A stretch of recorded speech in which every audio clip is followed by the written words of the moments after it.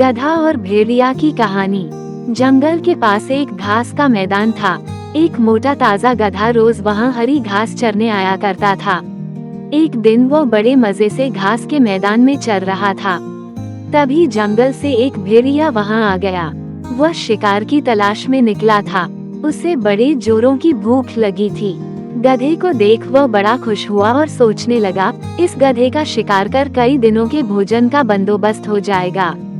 वह अवसर की ताक में एक पेड़ के पीछे छिप गया और गधे पर नजर रखने लगा। घास चरते गधे ने उसे देख लिया था और वह समझ गया था कि भेड़िया उसे मारने की फिराक में है। वो ये सोच ही रहा था कि भेड़िया उसकी ओर आने लगा। जान बचाने के लिए गधे ने एक युक्ति लगाई और वह लंगड़ाकर चलने लगा। उसे यूं लंगड़ाकर चलते देख भेड़िए ने पूछा, क्यों, क्या बात है, तुम यूं लंगड़ाकर क्यों चल रहे हो? क्या बताऊं भेड़िए भाई, मेरे पैर में कांटा चुभ गया है, बड़ा दर्द हो रहा है, इसलिए यूं लंगड़ाकर चल रहा हूँ। क्या तुम ये कांटा निकाल दोगे? भेड़िया चकित होकर बोला, मैं जानता हूँ भेड़िए भाई, तुम मुझे खाने के बारे में सोच रहे हो, मगर जब तुम मुझे खाओगे तब ये कांटा तुम्हारे गले में अटक सकता है, इसलिए इसे निकालना जरूरी है।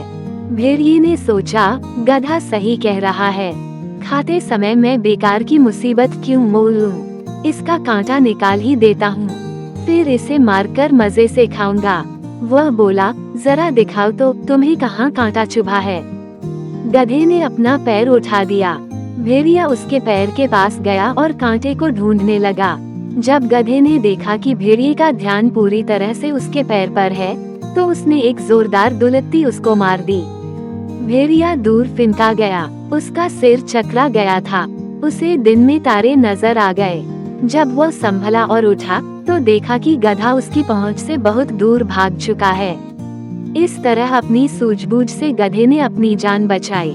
भेड़िया सोचने लगा, जो काम मेरा नहीं बल्कि वैद्य का था, अर्थात कांटा निकालने का काम, उसे करने के चक्कर में मैंने दुलत्ती भी खाए और अपने शिकार से हाथ धो बैठा।